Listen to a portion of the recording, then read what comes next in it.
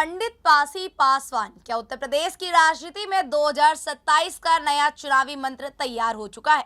क्या चिराग पासवान सिर्फ अपनी पार्टी का संगठन बढ़ा रहे हैं या फिर एनडीए के लिए नया सोशल इंजीनियरिंग मॉडल तैयार कर रहे हैं? क्या 7 शब्दों का यह नारा यूपी की पूरी सियासत का गणित बदल सकता है?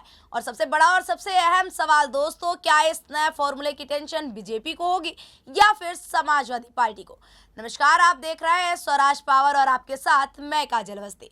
उत्तर प्रदेश की राजनीति में चुनाव भले ही अभी दूर हो, लेकिन चुनावी बिसात पर मोहरे सजने शुरू हो चुके हैं और इस बार चर्चा में है केंद्रीय मंत्री चिराग पासवान की पार्टी लोक जनशक्ति पार्टी, जिसने एक ऐसा नारा दिया जिसकी गूंज अब लखनऊ से लेकर दिल्ली तक सुनाई दे रही है।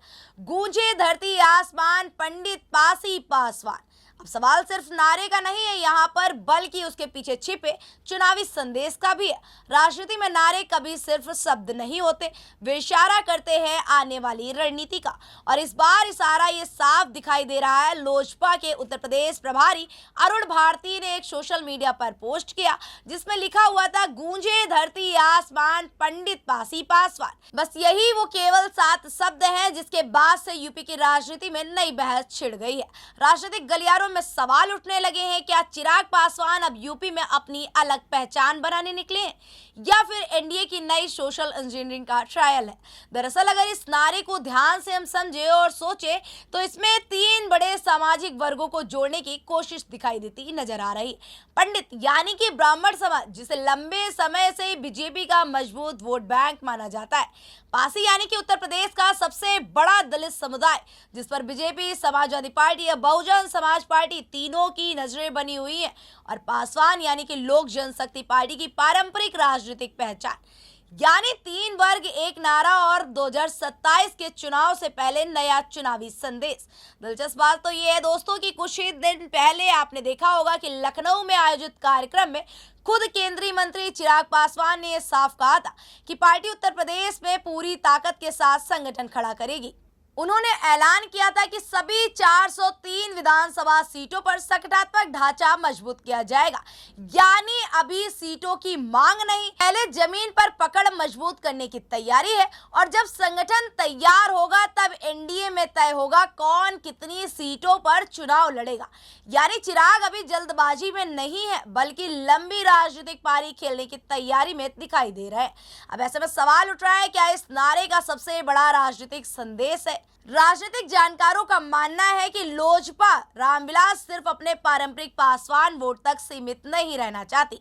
पार्टी अब उन हर वर्गों तक पहुंचना चाहती है जो अभी उसके साथ नहीं जुड़े हैं, उसके साथ में नहीं आए हैं। अगर ब्राह्मण और पासी समाज में पार्टी अपनी स्वीकृतता बढ़ाने में सफल होती है तो इससे न केवल लोजपा मजबूत होगी, बल्कि एनडीए का सामाजिक अधिकार और भी बड़ा हो सकता है। यानी मिशन सिर्फ पार्टी विस्तार का नहीं है, बल्कि वोट विस्तार का भी नजर आ रहा है। लेकिन यहीं से विपक्ष की चुनौती भी शुरू होती है। समाजवादी पार्टी लंबे समय से अपने पीढ़ी यानी कि पिछड़ा, दलित और अल्पसंख्यक समीकरण को मजबूत करने में लगी हुई है। वही अगर हम बात करें दूसरी तरफ बीजेपी की, तो बीजेपी भी सहयोगी दलों के जरिए नए सामाजिक समीकरण साधने की कोशिश में नजर आ रही है। अगर चिराग पासवान का यह नया फॉर्मूला जमीन पर असर दिखाता है तो कई सीटों पर चुनावी मुकाबला और दिलचस्प हो सकता है। हालांकि राजनीतिक असर का यही आकलन चुनावी मैदान में भी होगा। यूपी की राजनीति में हर चुनाव से पहले एक नया नारा आता है, एक नया समीकरण बनता है और हर दल अपने वोट बैंक का दायरा बढ़ाने की कोशिश करता है। इस बार चर्चा में है चिराग पासवान, पंडित पासी पासवान, और इस बात पर भी चर्चा हो रही है कि यह केवल और केवल नारा है या फिर 2027 की चुनावी पटकथा पहला अध्याय। तो अब सवाल यहीं पर है, क्या चिराग पासवान यूपी में सिर्फ संगठन बना रहे हैं या फिर अपना सियासी भविष्य भी? क्या पंडित पासवान का यह नया फॉर्मूला एनडीए को चुनावी बढ़त दिला सकता है या फिर समाजवादी पार्टी और दूसरे दल इस चुनौती का नया जवाब तैयार करेंगे? फिलहाल नारा सामने आ चुका है, रणनीति भी दिखाई देने लगी है और अब इंतजार है 2027 की उस चुनावी जंग का, जहां तय होगा कि नारा सिर्फ गूंज बनकर रह जाता है या फिर सत्ता तक पहुंचने का सबसे बड़ा रास्ता बन जाएगा। आपको क्या लगता है दोस्तों, कौन मारेगा 2027 के विधानसभा चुनाव में बाजी?